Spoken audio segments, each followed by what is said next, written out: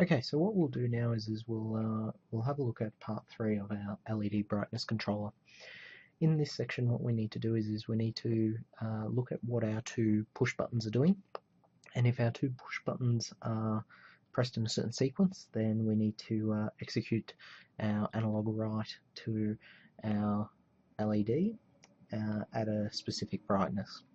So we've been given 4 cases for our two switches, and they are to represent the LED brightness of 10%, 40%, 75%, and 100%.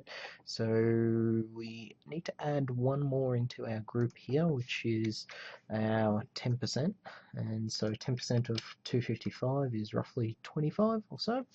So we take away 25 from 255, and we'll get somewhere in the order of about 230.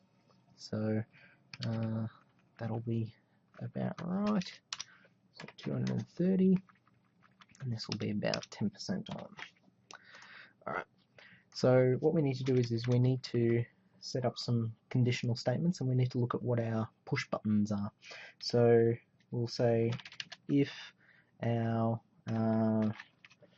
logic, they are a active low push button, so if low is equal to our digital read,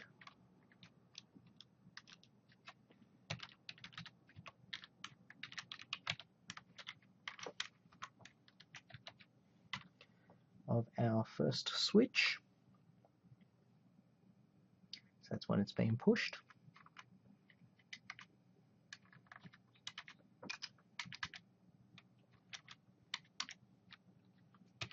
else, so this is switch 0 pushed,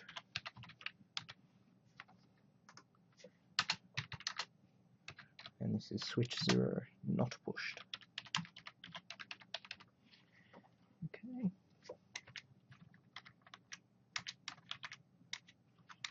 So within these cases, we've got a second set of cases, and that is if our other switch is pushed or not pushed. So we'll pop that in here. We're going to pop that again in our else statement, and we're going to fix this up a little bit. So we'll have if our switch 0 is pushed, our switch 1 is pushed. Let's tab all this in so it looks correct. And we have our other else statement, so this is the closing off of our if statement up there, our other else, and so else switch 1, and we're going to essentially rewrite this multiple times. So I'm going to just grab this, hit tab on that, there we go, lined up nicely. Okay, let's change that and change that to 1. So if switch 0 and switch 1 are pushed, both are pushed, that's 100% brightness. So I'll go and grab my 100% brightness, which is just here, and we'll pop that into there.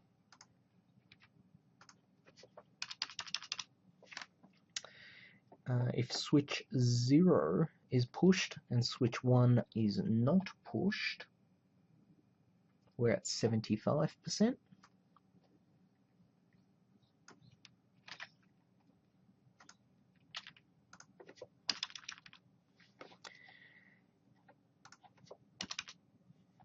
If switch 0 is not pushed and switch 1 is pushed, we're going to be at 40%. Go and grab our 40%.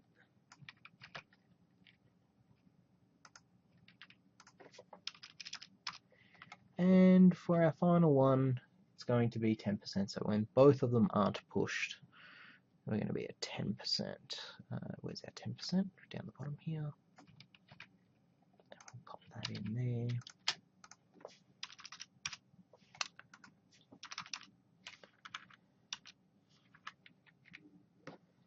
Okay, and we should be okay. Let's verify. Let's see if we get any mistakes picked up. Nope, we're all good. Okay, let's write it to our device. Okay, so nothing pushed. We're at 10%. We've got an increase in brightness.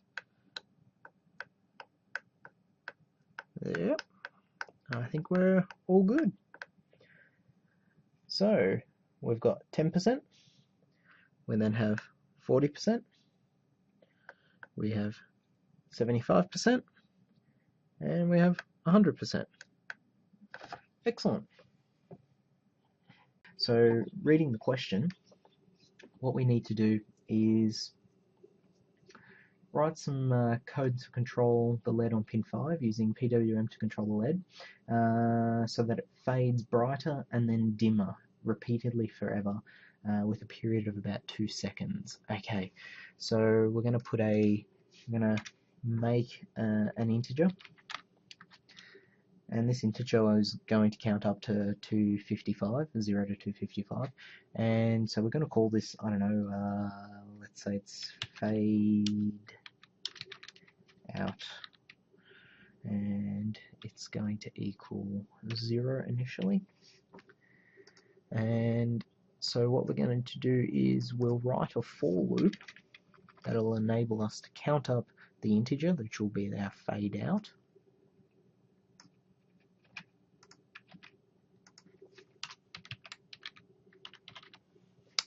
Value, and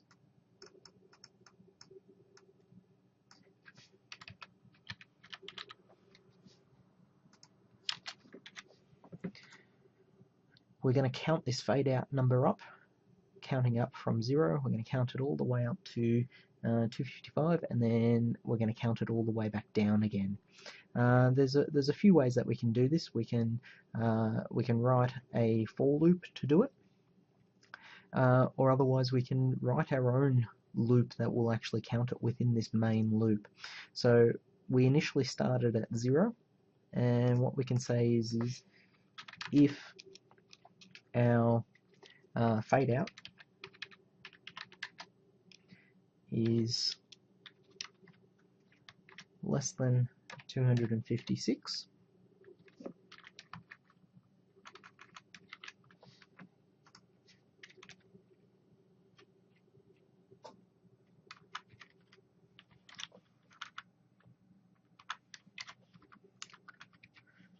we will display the fade out number, and then we'll add 1 to it.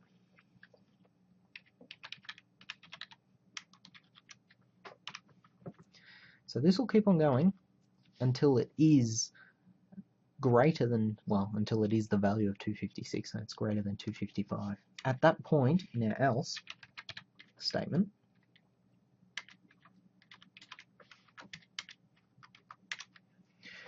we need to revert that fade out back to either 0 or otherwise counter back down. So we're going to let's revert it back to 0. So this will do a fade up and then go back to 0, fade up and go back to 0, fade up and go back to 0. So this won't fade back down, it'll only fade up. All right. So we'll say fade out equals 0.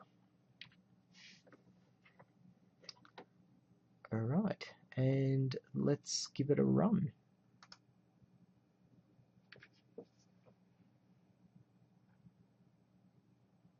Now that's doing it very, very, very, very quickly. We need a delay. I can see this just ever so slightly flashing, but we need a delay in here. So what we'll do is we'll put a nice delay in here of, let's put it as 50 milliseconds. And don't forget our semicolon, and run. So hopefully we should see this now. Might be a little bit better. There we go, it's fading out, it's fading out. We're probably actually too slow, but there we go, faded all the way out and started up again. So you'll notice it actually stays fairly bright for the first section of that count, and then gets dimmer and dimmer and dimmer as we go. So remember, as we're getting larger numbers, we're getting dimmer. Okay, larger the number, the dimmer it gets. All right.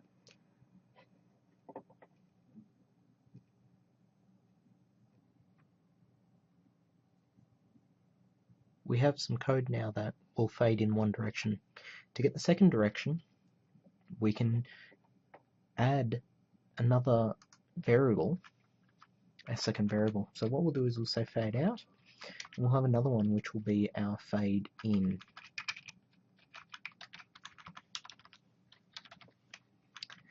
Okay, and what we're going to do is a roundabout way of getting this to work. Now, it's not the best way of doing it, but it's a way of doing it that we don't use for loops. So we're going to actually use the main loop, which is our loop void, to do everything for us without having to use a for loop. And then I'll show you a second step later how to use for loops to do this in an easier way. So at the moment what we're doing is we're counting up from our fade out. We're going to count up to 255, and as soon as we hit 255 we get into this else statement. Now this else statement is where we're going to now perform a countdown, and when we get to the countdown finishing up, then we can then reset everything back down to zeros and back to their finals. So you'll notice that I just changed that fade in up the top here from our 0 to 255, and that's because that's going to start at 255 and work its way down. So in here we're going to put another if then statement. It's going to look very similar to our previous one, so I'm just going to cut and paste that into here. Now we'll make sure that everything is tabbed in correctly. Makes it easier for us to see what's happening. So now instead what we're going to do is we're going to look and see that fade in is less than, or greater than I should say, greater than 0. And if it is greater than 0, we're going to display the fade in value into our analog write. That's the fade in value. So this is going to end up starting at 255. And so we will continue to run this until it is less than 0. And to do that we have to subtract from our fade in. Again, we've got our little delay, so we'll subtract from our fade in, and this will continue to count down from 255 until we hit 0. When we hit 0, that will be our else statement. So in our else statement, we're going to set fade out to 0, and we're also going to set fade in to being 255. And don't forget we need to close off that final bracket and just make sure that we've closed off all of these brackets. Yes, we have. Excellent. So looking at this code, what will happen is we start off with a fade out of 0. So we start in here. Yes, we are. Fade out is less than 255. So it'll stay in this if statement every single time it starts the main loop and gets in. It'll keep on just executing inside this main if, and it'll keep doing that until we hit 256. As soon as we hit 256, that'll stop doing this and it'll go into the else statement. In the else statement, our fade in starts at 255 and is going to count down to 0. So it starts at 255 and we work our way down from 255, and it'll be entering into the else, into this if, and it'll keep on doing this else if into the else and then into the if, and it'll keep doing that until we get down to a value of 0, and we're subtracting from this fade in. And then at that point we're now in this else and within the second else. So this is a nested set of elses where it will reset our fade in to 255, and it'll also reset our fade out to 0, and that'll start again from the very beginning. So let's verify it, make sure our code is okay, and then upload it.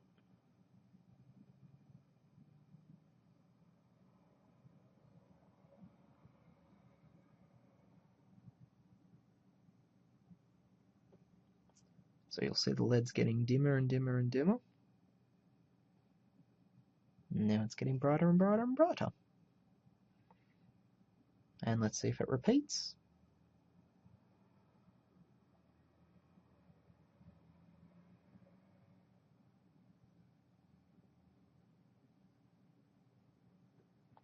And there's our repeat. So now it's getting dimmer again. Now I'm going to decrease that delay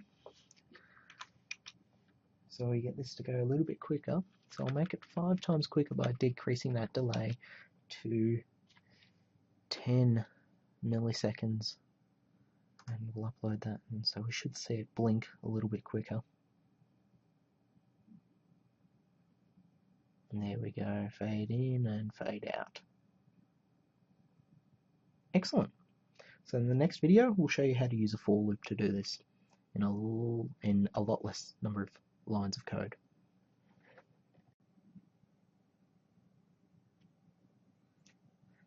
Now we'll convert our code from this very, very lengthy piece of code that we have to flash our LED into something that's a little bit shorter using for loops.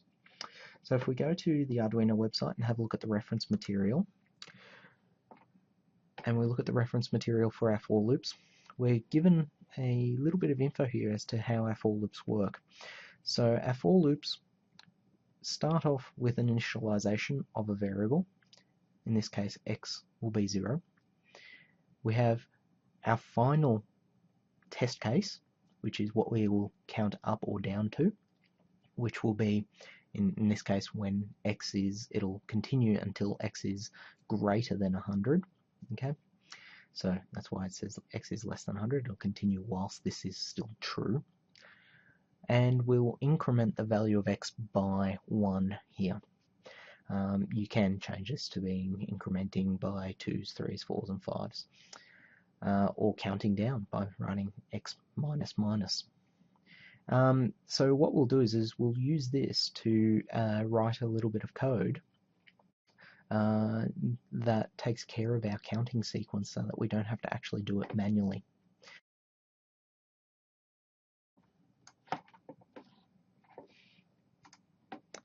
So let's get into our code and start editing it.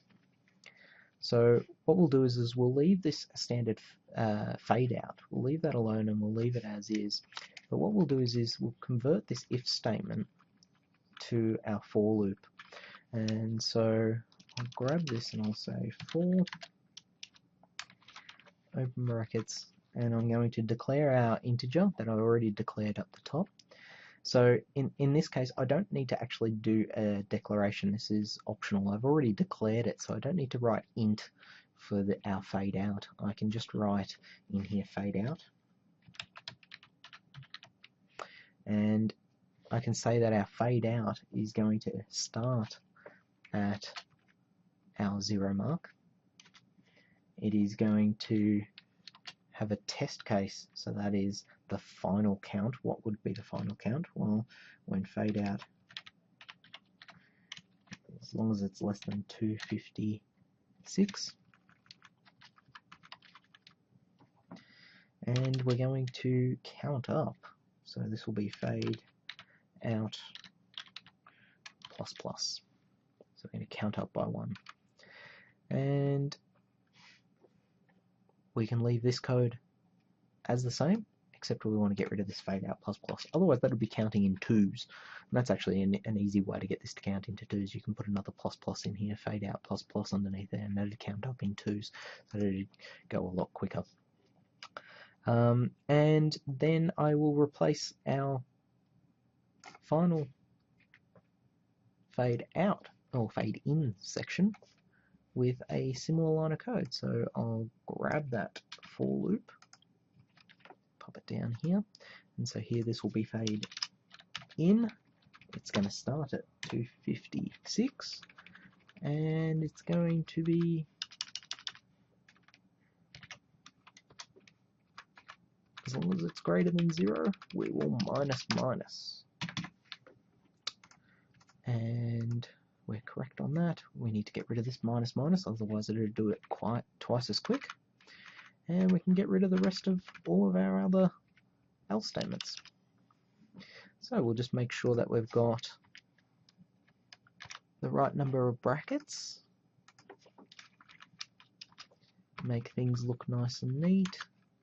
Tab, tab, tab, tab. Okay, and let's give this a go. Let's verify it. Yep, and let's run it. And it should look no different to our previous code.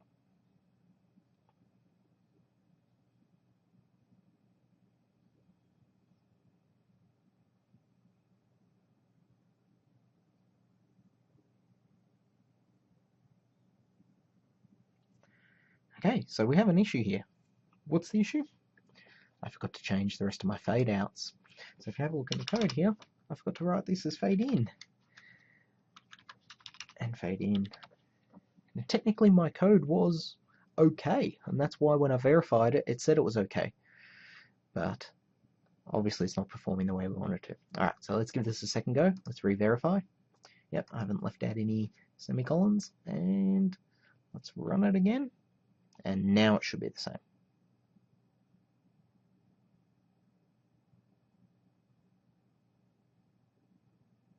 And there we go. You'll also notice that there's an extra little bit of a blink there at the end. That's as we're doing a changeover from our 255.